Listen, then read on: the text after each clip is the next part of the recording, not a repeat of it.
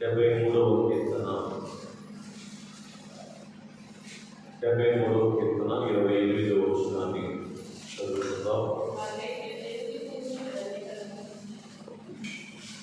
మాకైతే దేవుని పొందు ధన్యకరము. అంటే ఈ వాక్య భాగంలో నుంచి దేవుడు మనతో మాట్లాడగాక. తరగతి ప్రతి వారాలుగా దేవుని పొందుల్లోని స్వస్తి భాగ్యం అనేటువంటి అంశం మీద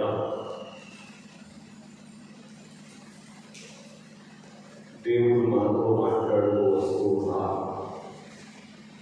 సంగతి ఏమిటి అంటే, కారణం ఏమిటి అంటే, దేవుని పొందు అనుభవించినటువంటి స్వస్తి ఈ లోకంలో మరి ఏ పొందు కూడా పొందు అంటే జత ఇవ్వలేదు అనేటువంటి సంగతిని సత్యవేద గ్రంథము మనకు సాక్ష్యమిస్తూ ఉంది. దేవుని పొందు మనము అందుకునేట కొరకే బైబిల్ మిషన్లోనికి దేవుడు ఏమి నడిపించారు? దైవజనులు చెప్పిన మాట, సన్నిధి బైబిల్ మిషన్లోనికి వచ్చింది కనుక నేను వెళుతున్నాను అని అన్నారు. అంటే అర్థం ఏంటంటే, దైవజనులు మనకు అందించింది ఏమిటి అంటే, దేవుని యొక్క పొందును మనకు సహాయముగా అనుగ్రహించిన తర్వాత ఆయన ఈ లోకంలో బైబిల్ మిషన్ యొక్క బాధ్యతను పూర్తి చేసుకొని అని చెప్తున్నాను. ఈ లోకంలో బైబిల్ మిషన్ యొక్క బాధ్యత ఎందుకంటున్నానంటే, పరలోకంలో కూడా బైబిల్ మిషన్ బాధ్యత ఉన్నది అని మనము గ్రహించవలసినటువంటి వారుగా ఉన్నాం. దైవజనులు చెప్పిన మాటలో పరలోకంలో బైబిల్ మిషన్ ఉన్నది అని తెలియజేశారు కనుక ఒకసారి ఆ జ్ఞానానికి అర్థమవుతున్నటువంటి సంగతి, పరలోకంలో ఉన్నటువంటి వాడిని కూడా బైబిల్ మిషన్ వాక్యంలోనికి నడిపించేటువంటి పని దేవుడు దైవజనులు కలిగి ఉన్నారు కనుక ఈ లోకంలో బైబిల్ మిషన్ పని అనే మాటను మీ ముందు పెట్టడం జరిగింది. కనుక దేవుని సన్నిధి ఎప్పుడైతే బైబిల్ మిషన్లోనికి వచ్చిందో, అంటే దేవుని పొందును అందుకునేటువంటి వాక్యము బైబిల్ మిషన్ ఎప్పుడైతే అందుకున్నదో, తద్వారా ఇక దైవజనుని బాధ్యత ఈ లోకములో పూర్తయినట్లుగా మనం గ్రహించినప్పుడు దేవుని పొందు మాత్రమే స్వస్తి భాగ్యాన్ని, స్వస్తి అంటే మేలు అనుగ్రహించేటువంటిదిగా ఉంటుంది అనేటువంటి సంగతిని మనం చూస్తూ ఉన్నాం. ఆ క్రమంలో గత 2 వారాలుగా 2 సంగతులు మనం నేర్చుకున్నాం. ఈరోజు మరి ఒక సంగతిని మీకు జ్ఞాపకం చేస్తా ఉన్నాం. చూడండి, ఇర్మియా గ్రంథము 51వ అధ్యాయము 19వ వచనాన్ని చదువుకుందాం. ఇర్మియా గ్రంథము చదువు.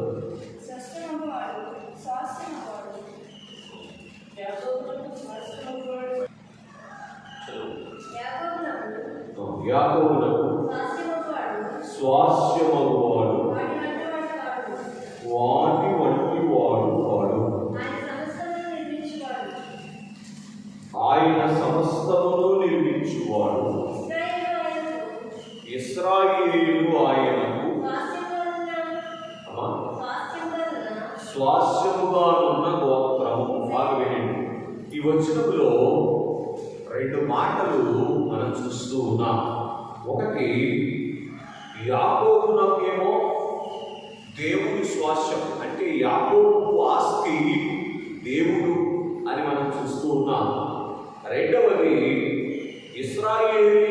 ఇశ్రాయేలునకు స్వాస్యముగా ఉన్న గోత్రము, సైన్యములకు అధిపత్యము యెహోవా అనే మాటకు అర్థం ఏమిటంటే, యాకోబు యొక్క గోత్రములకు కూడా దేవుడే స్వాస్యము అని మనం చూస్తూ ఉన్నటువంటి వారుగా ఉన్నాం.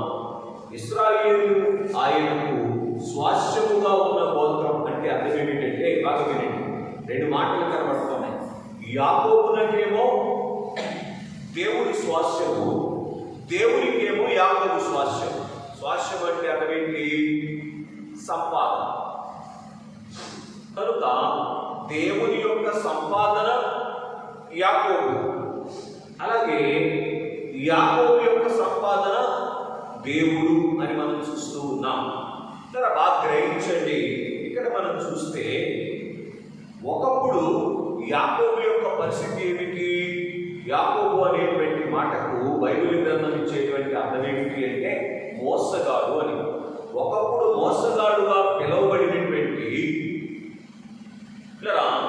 యాకోబు బాగా గ్రహించండి, దేవునికి స్వాస్థ్యమైనట్లుగా, దేవుడు యాకోబుకు స్వాస్థ్యమైనట్లుగా మనం చూస్తూ ఉన్నాం. ఆలోచన చేయండి, ఎంత గొప్ప భాగ్యము యాకోబునకు దొరికిందో మనం చూస్తూ ఉన్నాం. ఒకప్పుడు మోసగాడుగా ఉన్నటువంటి యాకోబు దేవుని పొందులోనికి వచ్చినప్పుడు, దేవుని యొక్క సహవాస భాగ్యమును తాను అందుకున్నప్పుడు, ఇంకొక మాటలో చెప్పాలి అంటే తాను ఒకప్పుడు దిక్కులేని వాడిగా కనబడుతూ ఉన్నప్పుడు, ఎందుకు దిక్కులేని వాడు అంటున్నానంటే ఇక్కడ తాను ఉన్నటువంటి దేశం నుంచి, తన తండ్రి ఇంటి నుంచి పారిపోవలసినటువంటి పరిస్థితి ఎదురైంది.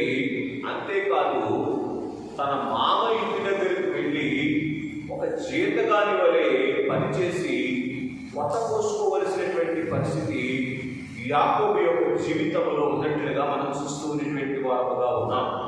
కనుక ఇటువంటి బలహీనుడిగా కనబడుతూ ఉన్నటువంటి యాకోబు విషయంలో ఇక్కడ ఏ స్థాయిలోనికి దేవుని పొందు ఆయనను తీసుకుని వచ్చింది అంటే యాకోబుకి యొక్క సంపాద్యము దేవుడయ్యాడు, దేవుని యొక్క సంపాద్యము యాకోబు అయ్యాడు.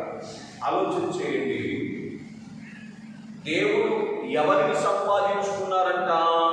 యాకోబు యొక్క గోత్రాన్ని సంపాదించుకున్నారు అని తెలియజేస్తూ ఉన్నారు. దేవుడు సంపాదించుకుంటే విలువైన దాన్ని సంపాదించుకుంటారా, విలువలేని దాన్ని సంపాదించుకుంటారా? విలువైన దాన్ని మాత్రమే సంపాదించుకుంటారు కదా.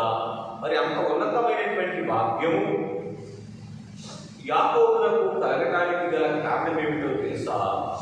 దేవుని యొక్క పొందు. బాగా వినండి, ఈ లోకంలో ఉన్నటువంటి మన జీవితంలో అనేకమైనటువంటి బలహీనతలు ఉండి ఉండవచ్చును. శరీర సంబంధమైనటువంటి బలహీనతలైనా, ఆరోగ్య సంబంధమైనటువంటి బలహీనతలైనా, ఆత్మ సంబంధమైనటువంటి బలహీనతలైనా అనేకం ఉండి ఉండవచ్చును. కానీ దేవుని యొక్క పొందు మనము కోరుకొని, దేవుని పొందులో మనం ఈ లోకయాత్ర అంతటిలో కూడా గడిపిన వారముగా ఉంటే, దేవుని యొక్క సహవాసంలో ఈ లోక యాత్రను గడిపినటువంటి అనుభవంలోనికి మనం వచ్చినప్పుడు ఇక్కడ నేనేమంటానంటే ఈ లోకంలో ఉన్నటువంటి వారందరికంటే కూడా ఉన్నతమైనటువంటి స్థితిలోనికి దేవుడు ఆ మానవుని లేదా మనలను నడిపించేటువంటి భాగ్యం దొరుకుతుంది. చూడండి, మనకు ఉన్నటువంటి బలహీనత ఎంత పెద్దది అనేటువంటిది మనకు అవసరమే లేదు. మళ్ళీ చెప్తున్నాను, మనకున్నటువంటి బలహీనత అనేటువంటిది ఎంత పెద్దది అనేటువంటిది ప్రాముఖ్యమైనటువంటిది కాదు. కానీ ఎంత గొప్ప దేవుడిని మనము మన బలహీనతలో సహాయముగా తీసుకున్నాం, ఎంత గొప్ప దేవుని యొక్క తోడు మనం అనుభవిస్తూ ఉన్నాం అనేటువంటి దాని మీదే మనం పొందేటువంటి స్వస్తి లేదా మేలు అనేటువంటిది ఆధారపడి ఉంటుంది అని మనం చూస్తూ ఉన్నాం. చాలా సందర్భాల్లో అయ్యా నేను చాలా చిన్నవాడిని కదా, నేను చాలా బలహీనుడిని కదా, నేనేం చేయగలను, నేను ఎంతటి వాడను, ఇటువంటి మాటలు మనం అంటూ ఉంటాం. అలాగే నాకు ఈ బలహీనత ఉంది కదండి, నాకు ఈ ఇబ్బంది ఉంది కదండి, నాకు పుట్టుకతో నుంచి ఈ పరిస్థితుల మధ్య ఉన్నవాడిని కదండి, నేను ఎందుకు పనికి వస్తానండి, ఈ రీతిగా మనం అనుకుంటాం. కానీ స్నేహితులను గమనించండి, బలహీనత ఎంత పెద్దది అనేటువంటిది ప్రాముఖ్యమైనటువంటిది కాదు. కానీ మన బలహీనత నుంచి మనం బయటికి రాగలుగుతున్నామా లేదా అనేటువంటిది ప్రాముఖ్యమైనటువంటిది కాదు. కానీ మనం ఎవరితో సహవాసం చేస్తూ ఉన్నాం, మనం ఎవరి తోడు తీసుకుంటా ఉన్నాం, మనకున్న బలహీనతలోనే ఉండి మనం ఎవరి తోడు తీసుకుంటున్నాం అనే దాని మీద బాగా గ్రహించండి.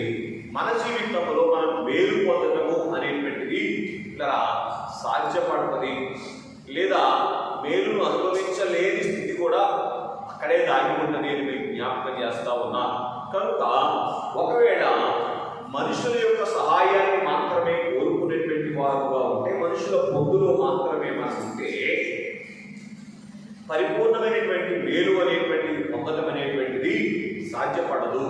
కనుక దేవుని పొందులో మనం ఉంటే ఇక్కడ మన జీవితంలో అత్యున్నతమైనటువంటి స్థాయిలోనికి తీసుకుని దేవుడు తీసుకుని వస్తాడు అని మీకు తెలియజేస్తూ ఉన్నా. ఏంటి వివరం అని మనం ఆలోచన చేస్తే, ఇక్కడ యాకోబు ఏమయ్యాడంటే చెప్పండి, దేవునికి స్వాస్యమయ్యాడు. సరే, గమనించండి. ఒకసారి దీనికి వాడుక భాషలో ఇలా చెప్తాను. దేవుడు యాకోబును సంపాదించుకున్నాడు. దేవుడు తన కష్టార్జనలతో యాకోబు యొక్క గోత్రాన్ని, యాకోబును దేవుడు సంపాదించుకున్నాడు అని మనం చూస్తూ ఉన్నాం. చూడండి, సంపాదనకు కావలసింది ఏంటో తెలుసా? సమర్పణ. ఏం కావాలి చెప్పండి? మనము ఎంతగా దేవునికి సమర్పించుకుంటే అంతగా దేవుడు మనలను ఇలా సంపాదించుకునేటువంటి భాగ్యం అనేటువంటిది దొరుకుతాయి అని మీ గమనానికి తీసుకొని వస్తా ఉన్నా. కనుక ఒక వస్తువు అయినప్పటికీ కూడా మనము దాన్ని చేయించుకోవాలి అంటే ఆ వస్తువు ఏం చేయాలి? మనకు అప్పగించుకునేటువంటి అనుభవంలోనికి వచ్చినప్పుడు మాత్రమే సంపాదించుకోగలుగుతాం. కనుక యాకోబు జీవితంలోని స్వస్తి ఏమిటి అంటే, దేవుడు ఇలా యాకోబునకు స్వాస్యమయ్యాడు. ఇలా ఆ వెనుక యాకోబు దేవునికి స్వాస్యమయ్యాడు అని మనం చూస్తూ ఉన్నాం. కనుక ఈ భాగ్యంలోనికి రావడానికి యాకోబు జీవితంలో ఎంత పొందు యాకోబు అనుభవించారో వాక్యములో నుంచి కొన్ని మాటలు మీ గమనానికి తీసుకొని వస్తా. చూడండి ఒకసారి ఆదికాండ గ్రంథము 25వ అధ్యాయము 23వ వచనాన్ని చదువుకుందాం. రెండు జనములు నీ గర్భములో కలవు, రెండు జనపదములు నీ కడుపులో ఉన్నవి, నీ కడుపులో నుండి ప్రత్యేకముగా వచ్చును. ఒక జనపదము కంటే ఒక జనపదము బలిష్టమై ఉండును, పెద్దవాడు చిన్నవానికి దాసుడగును. చాలే స్నేహితులారా, గమనించండి. అంటే యాకోబుకు ఏశావు దాసుడవుతారు అని గర్భములో ఉండగానే దేవుడు యాకోబును గురించి మాట్లాడుకున్నట్లుగా మనం చూస్తూ ఉన్నాం. గ్రహించండి. అంటే గర్భములో నుండే యాకోబు ఎవరి సావాసములో ఉన్నాడు చెప్పండి? దేవుని యొక్క సావాసములో ఉన్నాడు. దేవుని పొందు యాకోబు కలిగినటువంటి వాడుగా ఉన్నారు. కనుక ఇలా గ్రహించండి, దేవుడు ఏ స్థాయిలోనికి యాకోబును ఒకరోజు తీసుకుని వస్తాను అని మాట్లాడుతూ ఉన్నారు అంటే, ఇలా పెద్దవాడైనటువంటి ఏశావు యాకోబునకు దాసుడు అవుతాడు అనేటువంటి సంగతిని దేవుడు తెలియజేస్తా ఉన్నా. ఇలా లోకము కానీ, సాతాను కానీ, శరీరము కానీ మనకు దాసులు కావాలి అని అంటే మనము దేవుని పొందులోనికి రావాలి. ఎవరి గురించి చెప్పండి? దేవుని యొక్క సహవాసమును అనుభవించినటువంటి వారుగా ఉంటారు. చూడండి, మనకున్నటువంటి ఆరోగ్య సంబంధమైనటువంటి బలహీనతలు కూడా మనకు హాని చేయకుండా ఉండాలి అంటే, వాటి మీద మనకు ఆధిపత్యం దొరకాలి అని అంటే ఏం చేయాలో తెలుసా? దేవుని యొక్క ముందు మనకు అవసరం. అందుకే మన పెద్దలు చెప్పిన మాట, చిన్న పామునైనా పెద్ద కర్రతో కొట్టాలి అని చెప్పినటువంటి వారుగా ఉన్నారు. కనుక స్నేహితులారా, గమనించండి. ఇక్కడ మనం ఆలోచన చేస్తే అనేకమైనటువంటి బలహీనతల నుంచి విడిపించబడడానికి అనేకమైనటువంటి ప్రయత్నాలు మనం చేస్తూ ఉంటాము. కానీ దేవుని పొందు అనేటువంటిది ధన్యకరము అని కీర్తనాకారుడు అయినటువంటి ఆసాపు గారు మాట్లాడినటువంటి మాటల్లో నుంచి మనం ధ్యానం చేస్తూ ఉన్నాం. కనుక ఈ యాకోబు గారు ఇలా బాల్యములో నుంచి కూడా తాను దేవుని పొందు కలిగిన వాడుగా ఉన్నాడు. తాను ఏమనాలి, మోసము చేసేటువంటి మనస్తత్వము కలిగిన వాడైనప్పటికీ కూడా ఎవరి పొందులో ఉన్నాడు? దేవుని పొందులో ఉన్నాడు. దేవుని యొక్క సహవాసంలో ఉన్నటువంటి వాడుగా ఉన్నాడు. కనుకనే గర్భములోనే ఏమి ఆశీర్వాదం అందుకున్నాడు చెప్పాలి అంటే జ్యేష్ఠత్వపు ఆశీర్వాదమును అందుకునేటువంటి వారుగా ఉన్నారని మనం చూస్తూ ఉన్నాం. అలాగే ఆదికాండ గ్రంథం 25వ అధ్యాయంలోని 31వ వచనాన్ని చదువుకుందాం.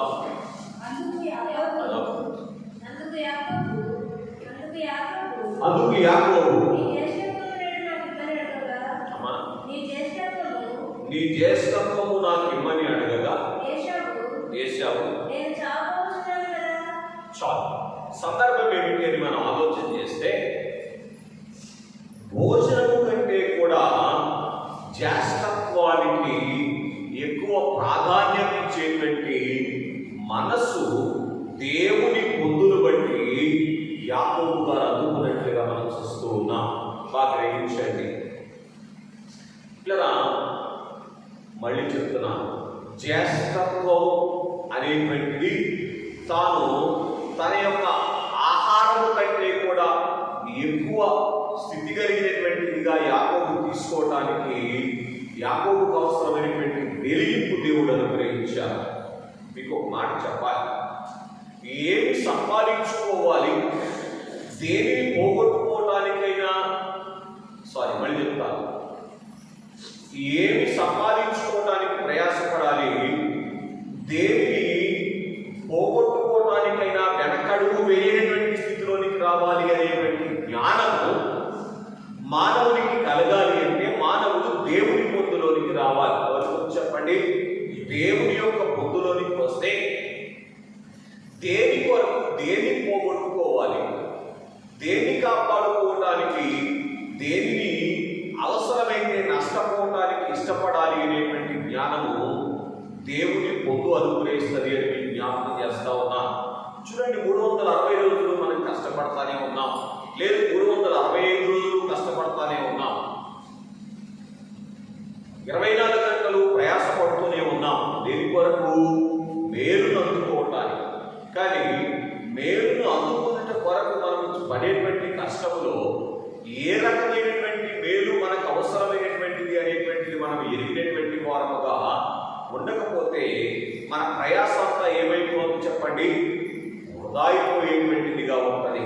కాబట్టి ఇక్కడ మనం చూస్తే ఇక్కడ ఏశావేమో భోజనము కొరకు జ్యేష్ఠత్వమును పోగొట్టుకున్నాడు, యాకోబేమో వచ్చేది జ్యేష్ఠత్వము కొరకు భోజనాన్ని పోగొట్టుకునేటువంటి వారుగా ఉన్నారు. సరే, అంత వ్యత్యాసం ఉందో? దేవుని పొందులో ఉన్న వారికి మనుషుల పొందులో ఉన్న వారికి ఉన్న వ్యత్యాసం బాగా పెరుగుతుంది. అందుకే కొంచెం ఆలోచించేయండి, మనము దినమునకు ఎన్ని గంటలు దేవుని పొందులో ఉంటున్నాం అనేటువంటిది మనం పరీక్ష చేసుకోవాలి. బాగా గ్రహించండి. దేవుని పొందులో ఉన్నటువంటి యాకోబు భోజనాన్ని కూడా ఏం చేశాడు చెప్పండి? పణముగా పెట్టి జ్యేష్ఠత్వాన్ని సంపాదించుకున్నాడు. ఇక్కడ ఇంకో సంగతి, ఏమంటే భోజనం అవసరం లేదా మనుషులకి కదా? మరి భోజనం వదిలిపెట్టమంటాడు ఏంటి ఈ పాదిరి గారు? భోజనం వదిలిపెట్టమనట్లేదు సుమా. దేవుడు జ్యేష్ఠత్వము దీవిని అందించిన తరువాత ఆ మానవుడిని ఏ పరిస్థితి కూడా బలహీనపరచడం అనేటువంటి సాధ్యపడదు. అందుకే దేవుడు చెప్పిన మాట ద్వితీయోపదేశకాండ గ్రంథం 8వ అధ్యాయం 3-4 వచనాల్లో ఉన్నది, మనుషులు రొట్టె వలన మాత్రం కాదు కానీ దేవుని నోట నుండి వచ్చు ప్రతి మాట వలన జీవించును అని దేవుడు మాట్లాడేటువంటి సంగతిని మనం గ్రహించవలసినటువంటి వారముగా ఉన్నాం. కనుక స్నేహితులారా, మన యొక్క జీవానికి కారణమేంటి అనేటువంటిది మనకు ఎప్పుడు గ్రహింపులోనికి వస్తుందో తెలుసా? దేవుని పొందులో ఉన్నాం. దేవుని పొందులో మనకు లేకపోతే ఏమనిపిస్తుందో తెలుసా? మనం మన కష్టాన్ని బట్టి జీవిస్తున్నాం అని అనుకుంటాం. ఇంకో మాట చెప్పండి, కానీ ఇక్కడ ఆ బైబిల్లో ఉన్న మాట ఏంటో తెలుసా? మనుషులు రొట్టె వలన మాత్రం కాదు కానీ దేవుని నోట నుండి వచ్చు ప్రతి మాట వలన జీవించును. ఒక సందర్భంలో దేవుడు అంటారు, రక్తములో పొల్లుచు ఉన్నటువంటి నిన్ను చూసి చెప్పవు. సరే, బ్రతుకుము అని నేను అన్నాను, అప్పుడు నీవు బ్రతికావు అంటారు దేవుడు ఇశ్రాయేలును ఉద్దేశించి. ఎందుకు ఇశ్రాయేలీలు ఏమండి అనేక పర్యాయాలు బలహీనతలోనికి వెళ్ళిపోయినప్పటికీ కూడా వారు బ్రతకగలిగారు అంటే దేవుడు బ్రతుకు అని అన్నాడంటే ఆ దేవుని మాటలో ఉన్నటువంటి బలం ఏం చేసింది నాన్న? బ్రతికించినట్లుగా మనం చూస్తూ ఉన్నాం. కనుక స్నేహితులారా గమనించండి, అనేక సందర్భాల్లో ఈ అనుభవాలు మనకు తెలుసు. మత్తయి సువార్తలో 8వ అధ్యాయంలో ఏమండి, నాయీరు విధవరాలు యొక్క కుమారుడు చనిపోయినప్పుడు యేసుక్రీస్తు ప్రభువారు ఆ పాడి దగ్గరికి వెళ్ళి పాడెను పుట్టి, చిన్నవాడా లెమ్మని చెప్పుచున్నాను అనే ఒక మాట అనగానే చనిపోయినటువంటి ఆ బిడ్డ తిరిగి లేచినట్లుగా మనం చూస్తూ ఉన్నటువంటి వారుగా ఉన్నాం. సరే స్నేహితులారా గమనించండి, దేవుని పొంగు ఏం చేస్తుందంటే మానవుడు జీవించడానికి కారణమవుతుంది. ఈరోజు సృష్టిలో మానవునికి మనుగడ ఉన్నది, మానవుడు అనేటువంటి వారు జీవిస్తూ ఉన్నారు అంటే కారణం ఏంటో తెలుసా? మానవుని ప్రయత్నాలు కాదు. కానీ గుర్తు చేయండి, దేవదాసయ్య గారు చెప్పిన మాట, మానవుడు దేవుణ్ణి విడిచిపెట్టినా దేవుడు మానవుని విడిచిపెట్టలేదు. కనుకనే మానవుని యొక్క ఉనికి ఈరోజు లోకంలో కనబడతా ఉన్నది అనేటువంటి సత్యాన్ని తప్పక మనం గ్రహించవలసినటువంటి వారుగా ఉన్నాం. కనుక స్నేహితులారా గ్రహించండి, ఇక్కడ మనం చూసినప్పుడు యాకోబు దేవుని పొందులో ఉన్నాడు కనుక దేనికి ప్రాధాన్యత ఇవ్వాలి అనేటువంటి సంగతిని గ్రహించినటువంటి వారుగా ఉన్నారు. జ్యేష్ఠత్వం యొక్క భాగ్యం ఎంత గొప్పది అని గ్రహించినటువంటి వారుగా ఉన్నారు. కనుకనే యాకోబు జీవితంలో ఘనమైనటువంటి స్థాయిలోనికి యాకోబు గారు వచ్చినట్లుగా మనం చూస్తూ ఉన్నటువంటి వారుగా ఉన్నాం. కనుకనే చూడండి ఒక మాట, సంఖ్యాకాండ గ్రంథం 23వ అధ్యాయము 21వ వచనములో యాకోబు గారి గురించి దేవుడు ఒక మాట తెలియజేస్తా ఉన్నారు. ఆయన యాకోబులో ఏ దోషమును కనబడలేదు, ఇశ్రాయేలులో ఏ వంకరతనము లేదు. చూసారా? కనుక ఏమిటి దోషము, ఏమిటి వంకరతనము అని మనం ఆలోచన చేసినటువంటి వారుగా ఉన్నట్లయితే, లోకరీతిగా మానవ రీతిగా యాకోబులో బలహీనత లేదు అని కాదు. కానీ యాకోబు దేవుని పొందులోనికి వచ్చారు కనుక దేనిని కోరుకోవాలో దాన్ని కోరుకునే విషయంలో యాకోబు సరైనటువంటి ఆలోచన చేశారు అనేటువంటిది మనం గుర్తించవలసినటువంటి వారుగా ఉన్నాం. అందుకే యాకోబును చూసి దేవుడు ఏమంటున్నారు? బిలాము గారు మాట్లాడినటువంటి మాట ఒకసారి చదవండి. సంఖ్యాకాండ గ్రంథం 24వ అధ్యాయం 17వ వచనం. సరే, నక్షత్రము యాకోబులో ఉదయించును. సరే, కనుక స్నేహితులారా గమనించండి, యాకోబును దేవుడు ఎందుకు కోరుకున్నాడు చెప్పండి? దేవుడు మానవుడుగా ఈ లోకములోనికి రావటానికి ఒక పాత్రగా దేవుడు యాకోబును కోరుకున్నారు. ఎందుకని? యాకోబు దేవుని పొందులోనికి వచ్చాడు కనుక దేవుని పొందులోనికి వచ్చినటువంటి వారిలో నుంచి దేవుడు ఈ లోకానికి రావడానికి ఇష్టపడేటువంటి వారుగా ఉన్నారు అని మనం చూస్తూ ఉన్నాం. కనుక ఇట్లా చూడండి, బైబిల్ మిషన్ విశ్వాసులారా, మనము దేవుని పొందులోనికి రాగలిగితే మనలో నుంచి ఎవరు వస్తారు చెప్పండి?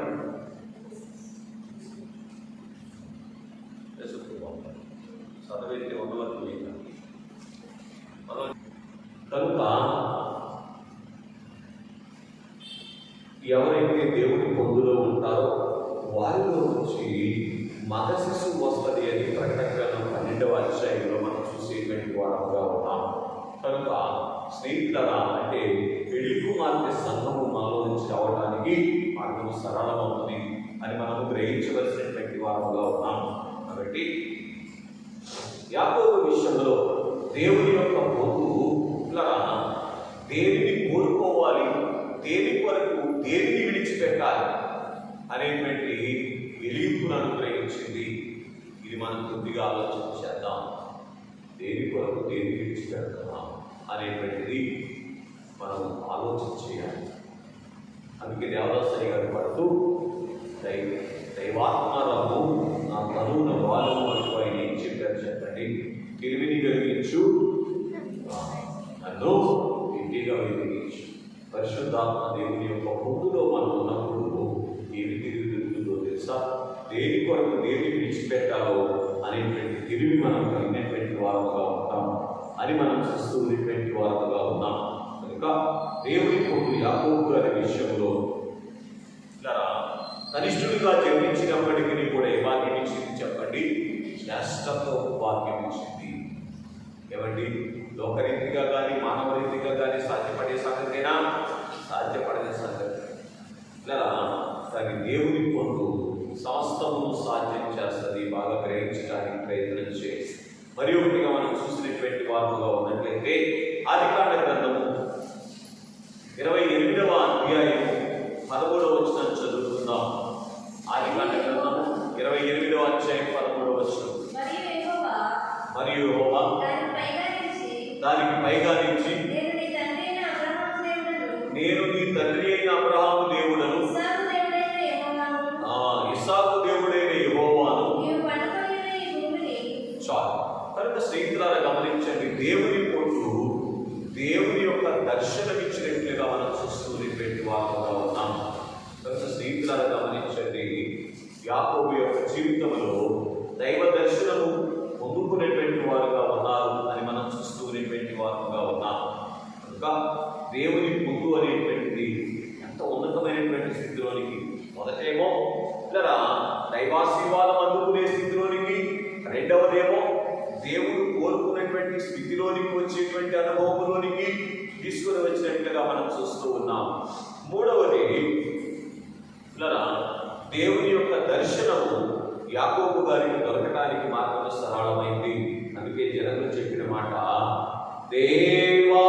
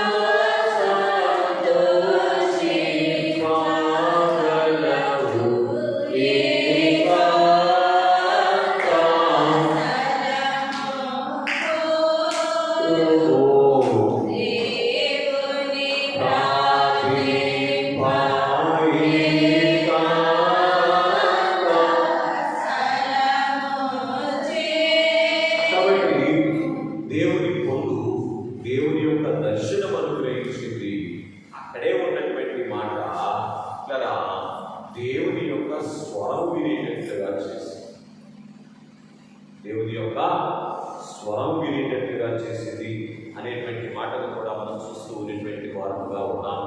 కనుక నిత్యము దేవుని పొందులో గలపగలిగితే ఈ భాగ్యాలు అనుకోగలుగుతాం. మరి ఒకటిగా చూస్తే ఆదికాండ గ్రంథం 30వ అధ్యాయం 2వ వచనం చదువుకుందాం. యాకోబు కోపము రాహేలు మీద రగులుకొనగా అతడు నేను నీకు గర్భఫలము ఇయ్యకపోయినా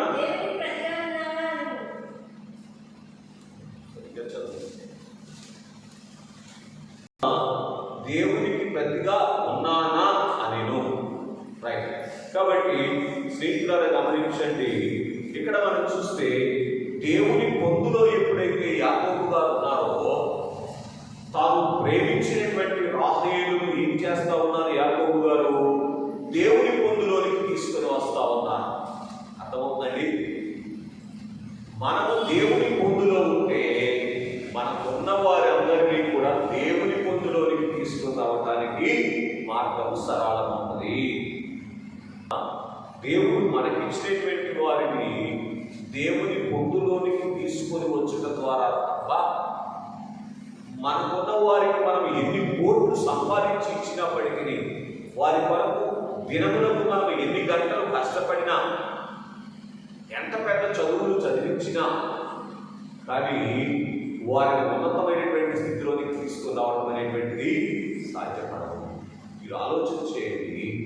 యాకోబు దేవుని పొందులో ఉన్నాడు.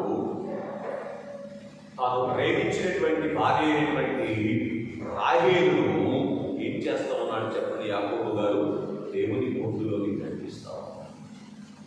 స్నేహితులారా గమనించండి.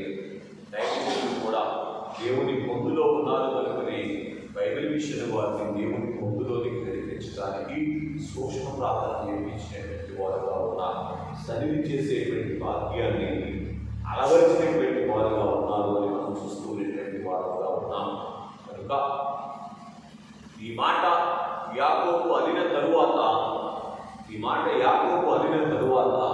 ఇక్కడ రాహేలు ఇక్కడ దేవుని వైపు చూసినటువంటి కారణాన్ని బట్టి గర్భఫల దీవెన అందుకున్నట్లుగా వాక్యం మాట్లాడుతూ ఉంది అని మనం చూస్తూ ఉండేటువంటి వారుగా ఉన్నాం.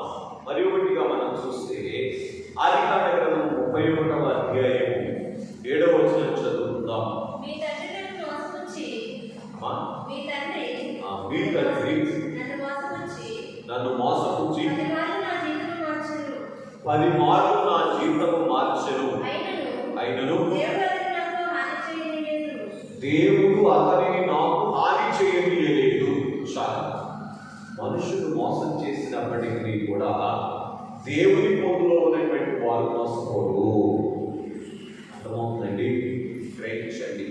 యాకోబును సొంత మామ, మేనమామ, తెల్లనిచ్చిన మామ ఏమండి ఏం చేశారంటండి 10 సార్లు మోసం చేశాడు. అయినప్పటికీ కూడా దేవుడు యాకోబును మోసపోనివ్వలేదు అనేటువంటి సంగతిని యాకోబు గారి స్వయంగా మాట్లాడుతూ ఉన్నా. అడవికి దేవుని పొందులో యాకోబు ఉన్నారు కనుక లోకము యొక్క మోసము పూర్తి చేయండి యాకోబు యొక్క జీవితంలోనికి రాలేదు అనేటువంటి సత్యాన్ని మనము గ్రహించవలసినటువంటి వార్తగా ఉన్నాం. ఆ సందర్భంలో ఏ రీతిగా తెలివిని ప్రదర్శించాలో ఆ రీతిగా తెలివిని ప్రదర్శించేటువంటి జ్ఞానము దేవుడు యాకోబు గారికి ఇచ్చినట్లుగా మనం చూస్తూ ఉండేటువంటి వారముగా ఉన్నాం. స్నేహితులను గమనించండి. మరి ఒకటిగా మనం చూడగలిగితే 31వ అధ్యాయము ఆదికాండ గ్రంథము 14వ వచనాన్ని చదువుకుందాం. అందుకు రాహేలు లేయయు ఇంకా మా తండ్రి ఇంట మాకు పాలుపంపులెక్కడికి. చూసారా స్నేహితులారా, దేవుని పొందులో యాకోబు ఉన్నాడు కనుక యాకోబు గారికి కలిగిన భాగ్యం ఏంటి చెప్పండి. తనకున్న వారిని యాకోబు సంపాదించుకున్నట్లుగా మనం చూస్తూ ఉన్నాం. ఏం చేశారు చెప్పండి. దేవుడు తనకి ఇచ్చిన వారిని సంపాదించుకున్నట్లుగా మనం చూస్తూ ఉన్నటువంటి వారుగా ఉన్నాం. అన్ని సంవత్సరాలు తండ్రి ఇంటి వద్ద ఉన్నటువంటి రాహేలు లేయా ఎవరి పక్షానికి వచ్చారండి. యాకోబు పక్షానికి వచ్చినటువంటి వారుగా ఉన్నారు. అందుకే ఇలా దైవజనులు పాడుతూ ఏమన్నారంటే శత్రువులు గెలవగలరా మనలన్నేడు శత్రువులు గెలవగలరా. కనుక మరి ఒక సందర్భంలో దైవజనులు అంటున్నారు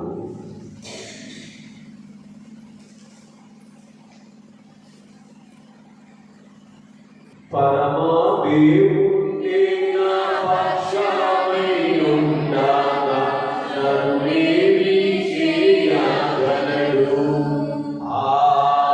పరమా దేవుడే నా పక్షమై ఉండగా పాపమునేమి చేయగలడు.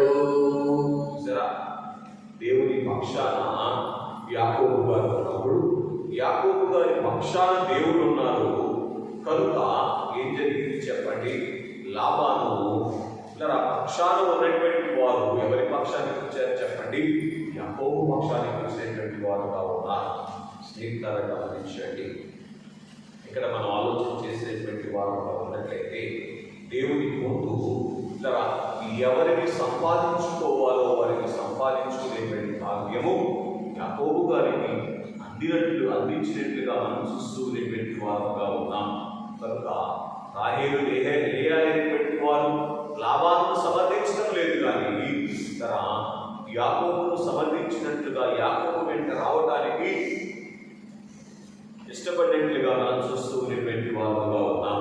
కనుక స్నేహితులారా, అలాగే దైవజనుడు దేవుని పొందులో ఉన్నాడు కనుక రోజు లోకమంతా బైబిల్ విషయంలోనికి వస్తూ ఉన్నది అనేటువంటి విషయాన్ని చెప్పక తప్పదు అని మనం గ్రహించవలసినటువంటి వారుగా ఉన్నాం. మరి ఒకటిగా మనం చూసినప్పుడు 31వ అధ్యాయం ఆదికాండ గ్రంథంలోనే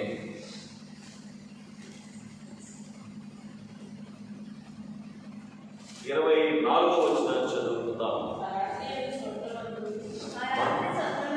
ఆ రాత్రి స్వప్నమందు దేవుడు సిరియా వాడైనటువంటి లాబాను వద్దకు వచ్చి, నీవు యాకోబుతో మంచి గాని చెడ్డ గాని పలుకు, జాగ్రత్త సుమి అని అతనితో చెప్పాను. సరే, బాగా గ్రహించండి. లాబాను యొక్క స్థితి ఏంటి? విస్తారమైనటువంటి సైన్యంతో లాబాను వస్తే దేవుడు ఏమంటున్నారు? లాబానుతో ఎదుర్కొని, నువ్వు యాకోబుతో మంచి గాని చెడ్డ గాని పలుకము, జాగ్రత్త సుమి అని లాబాను గర్దిస్తూ ఉండేటువంటి వారుగా ఉన్నారు. సరే స్నేహితులారా, దేవుని పొందులో మనం ఉంటే మన శత్రువులు దేవుడు నిలవరింపచేస్తారు అనేటువంటి విషయాన్ని మనం చూస్తూ ఉన్నాం. అది వ్యాధి అనేటువంటి శత్రువుగా మీరు భావించిన, అప్పుల బాధ అనేటువంటి శత్రువుగా మీరు భావించిన, ఏమండి కుటుంబ స్థితిగతులు అనేటువంటి శత్రువుగా ఒకవేళ మీరు భావించిన, లేదా వాటిని దేవుడు ఏం చేస్తారు చెప్పండి? గర్వించేటువంటి వారుగా ఉన్నారు అని మనం చూస్తూ ఉన్నాం. కనుక అక్కడ మనం చూస్తే కొంచెం ముందుకు వస్తే అక్కడ లాభాలు ఏమంటారో తెలుసా? నీకు ఏమైనా చేయడానికి నా చేతనములు కానీ అనే మాటను మాట్లాడుతూ ఉన్నాడు. చూసారా స్నేహితులారా, గమనించండి. 29వ వచనం, మీకు హాని చేయటకు నా చేతనమును, అయితే పోయిన రాత్రి మీ తండ్రి యొక్క దేవుడు నీవు యాకోబుతో మంచి గాని చెడ్డ గాని పలుకుక జాగ్రత్తగా ఉండుము అని నాతో చెప్పారు అని మాట్లాడుతూ ఉన్నారు. అంటే హాని చేయడానికి శక్తి కలిగినటువంటి శత్రువు కూడా ఏం చేయలేదని చెప్పండి? దేవుని పొందులో ఉన్నటువంటి వారికి హాని చేయలేడు అనేటువంటి విషయాన్ని మనం చూస్తూ ఉండేటువంటి వారముగా ఉన్నాం. కనుక స్నేహితులారా గమనించండి, అనేకమైనటువంటి ప్రతికూలతలు బైబిల్ మిషన్లోనికి వచ్చినప్పటికీ కూడా, బైబిల్ మిషన్ మీదికి వస్తూ ఉన్నప్పటికీ కూడా, బైబిల్ మిషన్ నిలబడడానికి కారణం ఏంటి? నీవే స్థాపించితివి, నీవే పోషించదవు, నీవే నడిపించదవు, నీవే వాకించదవు, నీవే పుచ్చుకొని పోయేదవు అని దైవజనులు తెలియజేశారంటే, బైబిల్ విషయంలో దేవుని యొక్క సన్నిధి ఉన్నది కనుకనే ఇన్ని సంవత్సరాలుగా బైబిల్ మిషన్ నిలబడటానికి అనేక ప్రతికూలతల మధ్య కారణమైంది అని మనం చూస్తూ, యాకోబు విషయంలో కూడా మనం చూస్తూ ఉండేటువంటి సంగతి ఏంటి చెప్పండి? తనకన్నా బలవంతులైనటువంటి లాభాలు యాకోబు ఏమాత్రము కూడా హాని చెయ్యలేనటువంటి పరిస్థితి లాభాల జీవితంలో వచ్చింది. కారణమేంటి? లాభాలకు దేవుని పొందు లేదు, యాకోబుకు దేవుని పొందు ఉన్నట్లుగా మనం చూస్తూ ఉండేటువంటి వారముగా ఉన్నాం.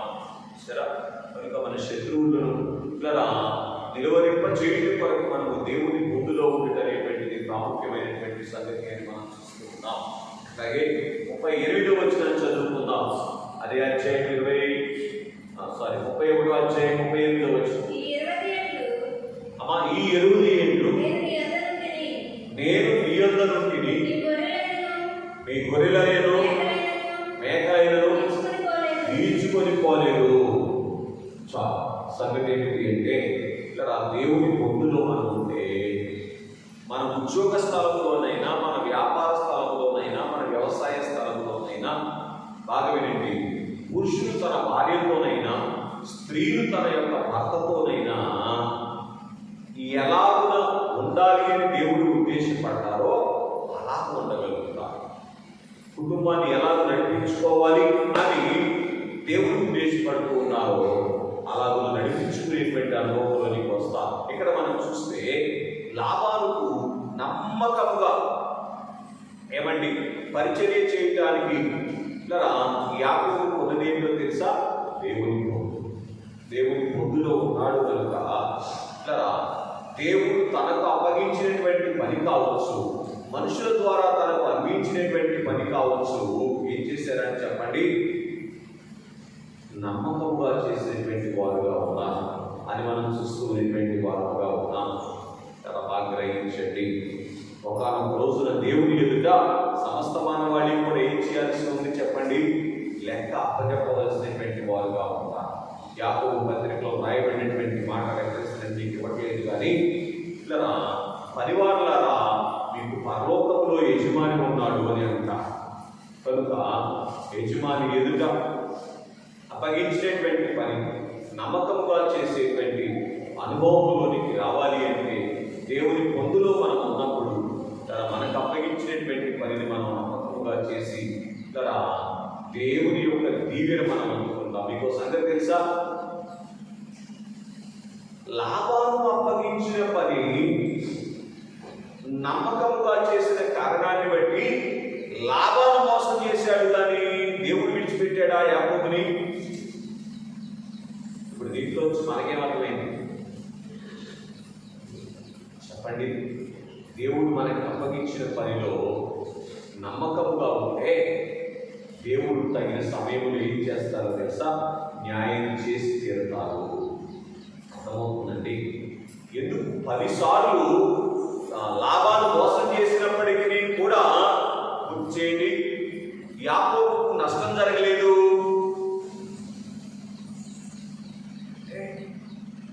దేవుని పొందులో ఉన్నటువంటి యాకోబు తనకు అప్పగించబడినటువంటి పని ఎలా చేయాలో అలా చేశాడు. కనుక మనుషులు న్యాయం చేయకపోవచ్చు కానీ దేవుడు న్యాయం చేసింది. అవునా? విషయం నన్ను అర్థం చేసుకోవచ్చు.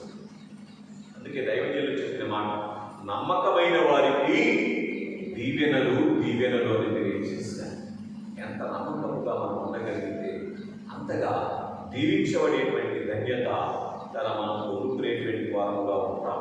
అది ఏ పనైనా సరే, ఉద్యోగమైన, వ్యాపారమైన, వ్యవసాయమైనా, కూలి పనైనా, ఇంకోటైనా సరే, భక్తి అయినప్పటికీ నీకు నమ్మకంగా చేస్తే ఎన్ని ప్రతికూలతలు ఎదురవుతూ ఉన్నప్పటికీ కూడా వాక్యానుసారముగా నడిచే విషయంలో నమ్మకత్వాన్ని మనం ప్రదర్శించిన రోజున దేవుడు ఏం చేయవాడు చెప్పండి?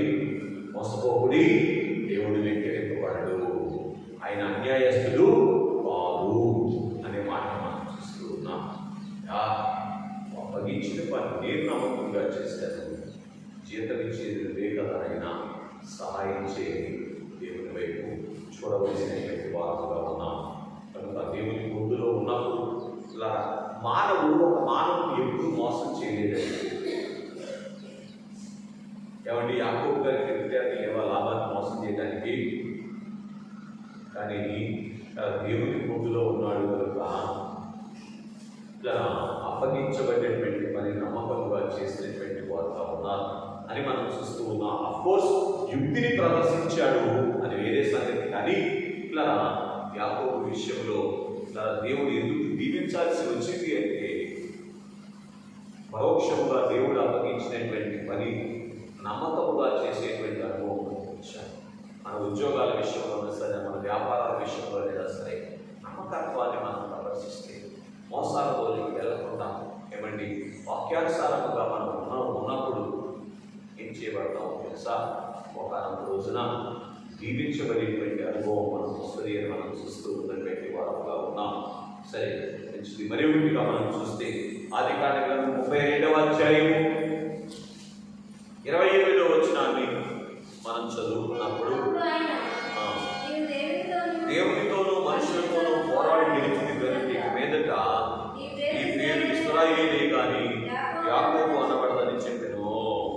స్నేహితులారా గమనించండి, ఈ సందర్భంలో దైవజనులు చెప్పిన మాట, యాకోబు పాయములో పాదములు కడుగుకొని తన పాలస్తీనాలో అడుగు పెట్టారు అని తెలియజేసేటువంటి వారుగా ఉన్నారు. స్నేహితులను గమనించండి, దేవుని పొందు యాకోబును శుద్ధి చేసింది అని మనం చూస్తూ ఉన్నాం. అలా శుద్ధి చేశారు కనుకనే దేవుడు శుద్ధి చేసిన తర్వాత యాకోబులో ఏం కనబడలేదంటే ఇంకా వంకరతనం కనబడలేదు, మోసం కనబడలేదు. అదే సంఖ్యాకాండంలో కనిపించలేదు మాట. ఎవరు శుద్ధి చేసిన తర్వాత? దేవుడు శుద్ధి చేసిన తర్వాత. స్నేహితులను గమనించండి, అలాగున శుద్ధి అనుభవం దేవుని యొక్క పొందులు బట్టి దొరుకుతుంది అని మనం చూస్తున్నటువంటి వారంగా ఉన్నాం.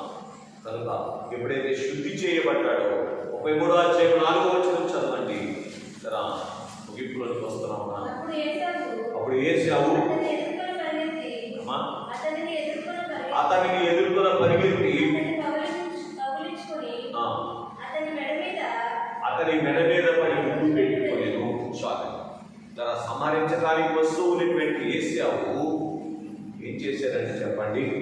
యాకోబును ముద్దు పెట్టుకునేటువంటి వాడుగా ఉన్నారు. స్నేహితులారా, దేవుని పొందులోని స్వస్తి ఏం చేసింది అని మనం ఆలోచన చేస్తే శత్రువుని మిత్రుడిగా మార్చివేసింది అని మనం చూస్తున్నటువంటి వాడుగా ఉన్నాం.